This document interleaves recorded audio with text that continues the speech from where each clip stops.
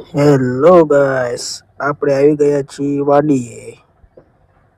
આ છે શાકભાજીની વાડી, મિત્રની જ છે. જો બધી બાજુ શાકભાજી દેખાય છે.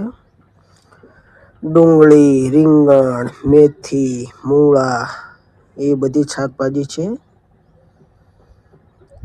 આ દેખાય તે ડુંગળી છે.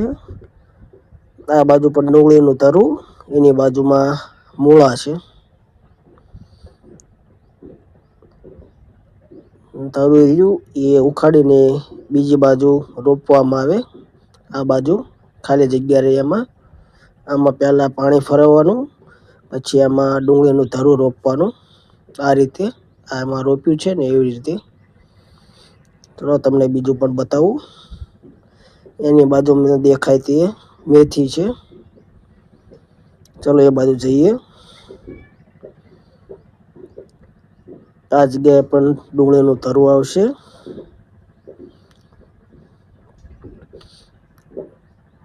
આ છે મેથીનો એક પટ્ટો. તે અડધા સુધી મેથી જ છે. આ બાજુ રીંગણી. આ રીંગણીના છોડવા આવા હોય.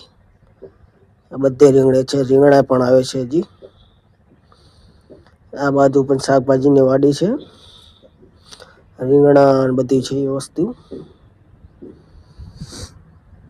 હાલમાં અત્યારે પાણી ફેરવેલું છે, અંદર પણ જઈને બતાવે. આ ડુંગળીનું તરું, આ રીંગણીના છોડવા છે. આ ફુલેવરના આવું ફુલેવર હોય. મેં પણ પહેલી વાર જોયું.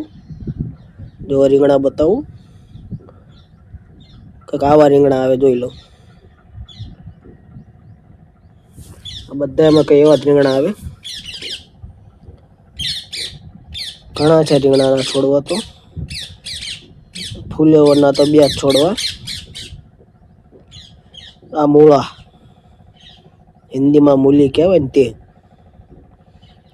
હજુ તો નાના જ છે, હજી મોટા થશે મૂળા.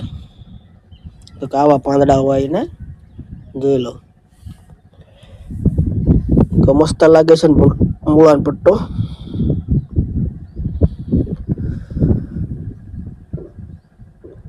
આ સરગવાનો ઝાડ છે. નાનું અમથું છે હજી, હજુ મોટું પણ થશે. આ બાજુ પણ શાકભાજી વાવવાની. આપણે બીજી સાઈડ આવી ગયા.